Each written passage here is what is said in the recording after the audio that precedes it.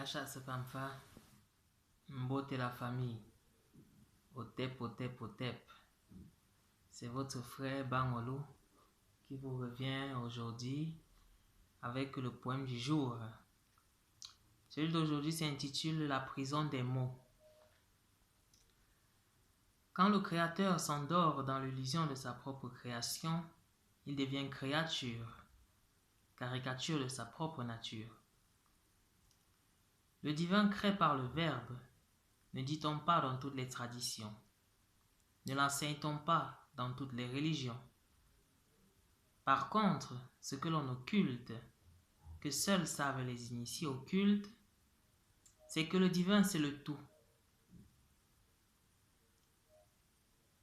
Que le divin, c'est aussi nous, que nous sommes co-créateurs de notre propre réalité, que nous sommes verbe, voix et locuteur.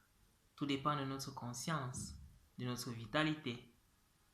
Les ancêtres ont dit tanga pour dire créer, ta pour parole, nga pour maîtrise. Créer, c'est maîtriser la parole. Puisque nous sommes tous créateurs, quelle parole porte nos cœurs? Quelle voix porte nos mots? Quelle conscience vibre derrière notre verbe? Les ancêtres ont dit ta pour parole, mais aussi ta pour terre, puisque notre parole est féconde. Que semons-nous dans cette terre? Y semons-nous de la haine pour récolter le cancer, récolter la division, récolter la guerre, ou y semons-nous de l'amour pour parsemer la paix? Avons-nous la maîtrise des mots que nous utilisons, ou créons-nous des mots renforçant l'illusion par la traîtrise du sens qui se dérobe à l'essence de nos intentions? C'est ça la prison des mots. Plus l'on parle sans savoir ce qu'on dit, plus l'on modèle notre propre prison. À titre d'exemple, le mot sacrifice, du latin sacri, ficio, facio, signifiant rendre sacré, a perdu son sens qui s'est noyé dans le sang. Au lieu d'étudier notre animal intérieur, le comprendre, l'élever, pour que de lui nous ne manifestions que le meilleur, le sacré, aujourd'hui le mot sacrifice lui-même n'est plus qu'un sacrilège. On lui a volé son essence, l'intention noble qui soutenait son action, sa puissance créatrice.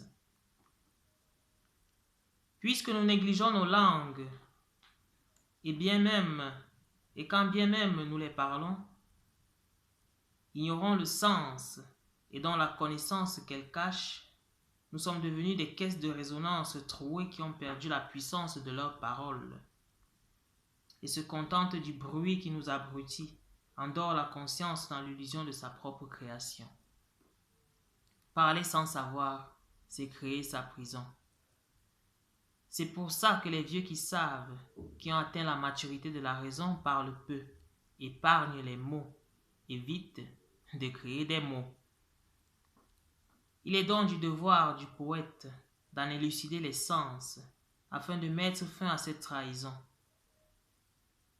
afin de redonner vie à sa tradition, afin de calibrer la parole, lui redonner son vrai diapason, contribuer ainsi à l'éclosion d'un nouveau verbe, d'une nouvelle création.